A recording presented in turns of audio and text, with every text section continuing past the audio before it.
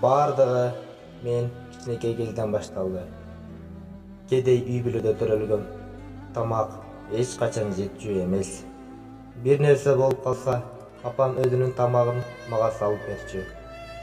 Тамагыма салып жатып, мага жылмайып, "Ал балам, мен ачка эмесмин" деп коёр эле. Бул апамдын биринчи жалганы.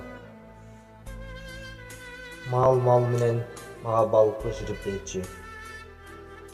Бир жолу карасам, мен жептикөн балыктын соёкторун тазалап жаткан экен.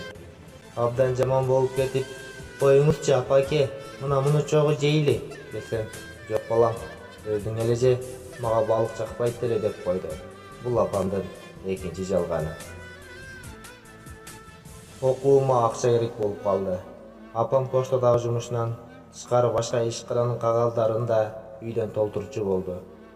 Бир түнү ойгонуп кетип карасам, апам шамдын жарыгында жазып отурган экен.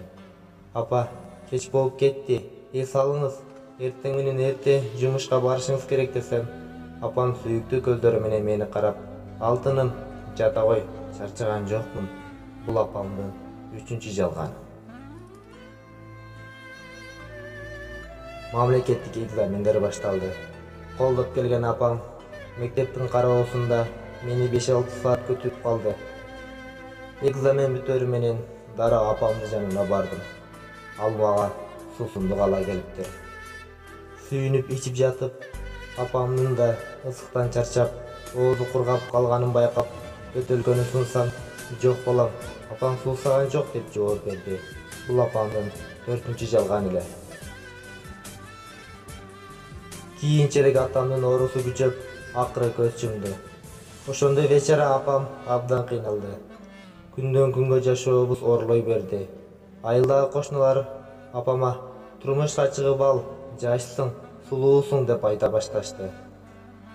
Бирок апам "Мен сүйгө муктаж эмесмин" деп койчу. Өгөй атаны каалабайт деп мен ойлогон окшойт. Азыр ойлосом, бул апамдын 5-чи жалганы болчу. Университетти бүткөндөн кийин шаарда эле калууну чечтим. Апам пенсияга чыкты. Бирок ал дагы деле базарга чыгып, жер-жемиш сатып иштеп жүрүп калды. Мен жиберген акчалардын бир тыйынын да коротпостон чогултуп, "Мага баары жетиштүү, өзүңдүн керегине жарата бер" деп кайра берер эле. Бул апамдын 6-чы жалганы. Чет өлкөдө окуумду улантмакчы болдум. Ал жактан жакшы жумуштар чыгып калды. Апама "Жүрүңүз апаке, мени менен бирге жашайсыз" десем, мени кыйнап койбоюн деген ойдо, "Жок, менин башка жака көрүп кетишим кыйын". Бул апамдын 7-чи жалганы болду.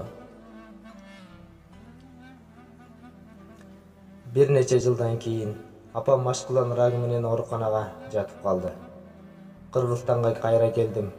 Бөлмөсүнө кирсем, араң дем алып жаткан экен. Абдан карып калгандай көрүндү мага. Жанында отурганымда мени карап, "Кабатыр болбосун" дедиби, айтор жылмайганга аракет кылды. Бирок оору апамды өтө эле алсыз кылып коюптур.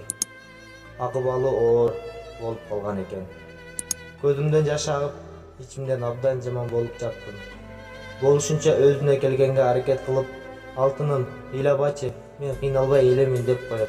Бул апамдын 8-чи жалганы эле. 8-чи жалганын айткан соң бул дүйнөдөн өтүп кетти.